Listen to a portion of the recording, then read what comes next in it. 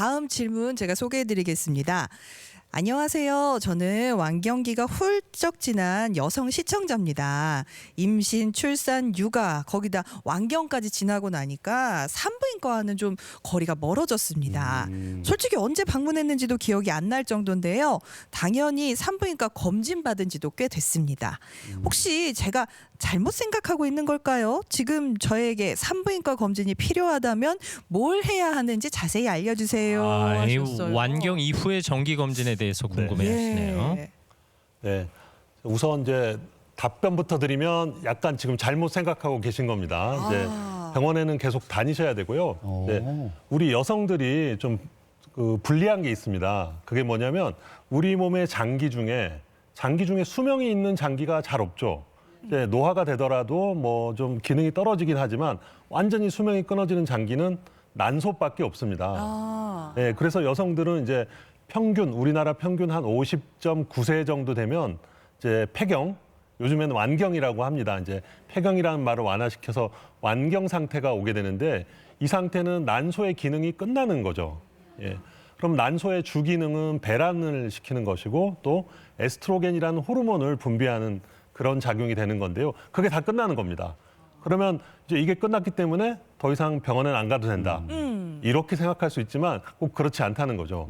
왜냐하면 두 가지 이유가 있습니다. 첫 번째는 부인암에 대한 검진이 있고요. 그러니까 부인암이라는 거는 완경 이후에도 계속 생길 수 있고 오히려 더 많이 생길 수가 있습니다. 이제 거기에 대한 검진이 있고 두 번째는 완경에 대한 관리인데요. 이제 부인암은 크게 세 가지가 있습니다. 자궁경부암, 자궁내막암, 난소암 이렇게 있는데 이것들은 호르몬 작용과는 관계없이 완경 이후에도 주기적인 검사를 받으셔야 되고요. 자, 우리나라 그 5대 암 검진에 보면 자궁경부암 검진은 2년마다 하셔라 이렇게 돼 있는데 이게 완경이 됐다고 없어지는 게 아닙니다. 완경 되셔도 계속 다니셔야 되고요.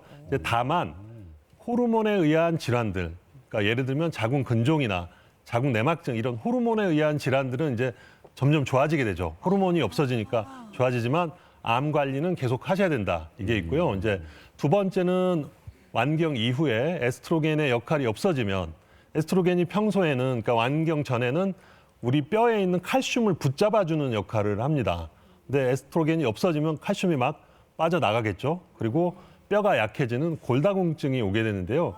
이제 골다공증은 정형외과에서도 보고 뭐 산부인과에서도 보지만 특히 산부인과에 호르몬 관련된 골다공증은 산부인과 쪽에서 관리하시는 것이 좀 더 유리하고 뭐 정형외과 안 계시죠? 정형외과에서도 하셔도 되지만 산부인과 쪽에서 하시는 게 좀 더 유리하다 이렇게 볼 수가 있겠습니다. 내과에서도 골다공증 봅니다. 내과.